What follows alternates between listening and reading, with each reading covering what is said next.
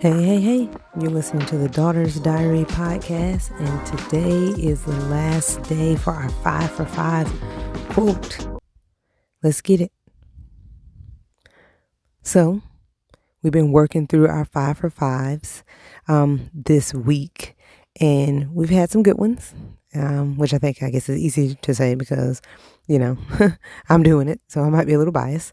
But seriously, it's been some really good standout things to just kind of hold on to and tuck away.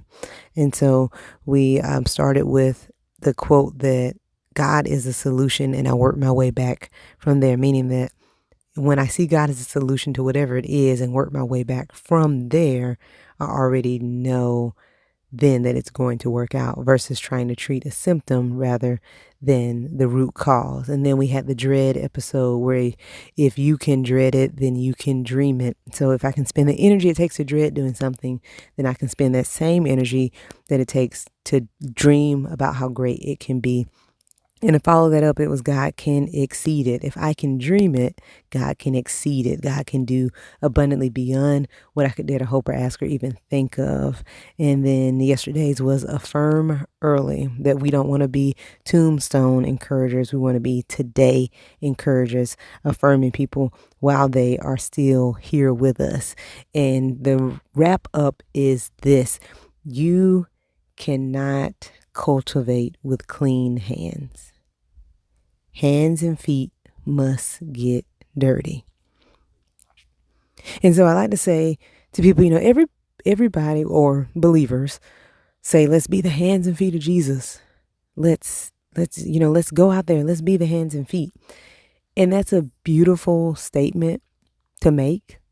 And I'm not discouraging that. We do need to be the hands and feet of Jesus.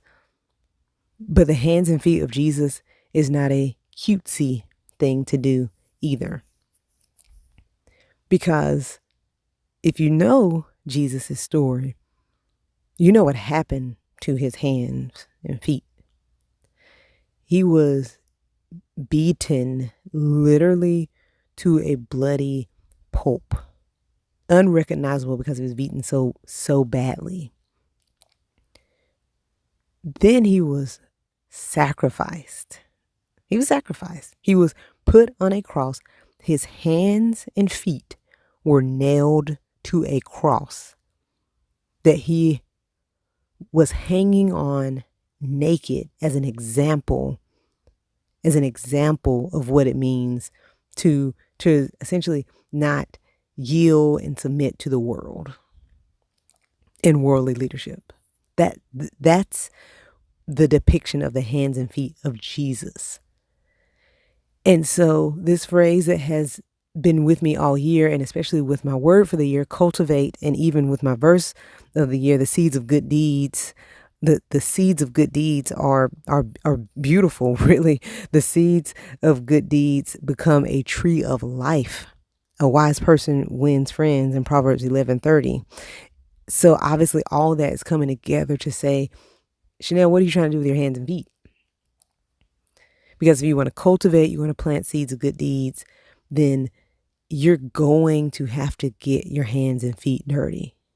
So you can't be in your box. You can't be in your comfort zone. You can't just do what you want to do and expect hands and feet to get dirty. You got to get out there.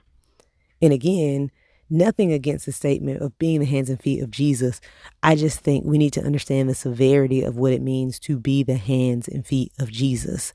And what that means is that we are ready to sacrifice for the gospel of good news. We are ready to die for the gospel of the good news. We are ready to surrender all things to Jesus Christ because we love him, because we're being his hands and feet. We're ready to go to places that we wouldn't normally go and to do things and serve in ways we wouldn't normally serve because we are being the hands and feet of Jesus. Being the hands and feet of Jesus doesn't necessarily look good, but it is good. And in the end, we have to understand the importance of that you can't cultivate with clean hands. You got to get dirty. And that to be the hands and feet of Jesus won't look pretty, but the results will be are we ready is the question. You've been listening to the Daughter's Diary podcast. Be sure to like, share, and subscribe. For more information, you can visit our website at www.achanelmore.com. There, you'll find blogs, a store, more podcasts, and tips. Thank you for your time.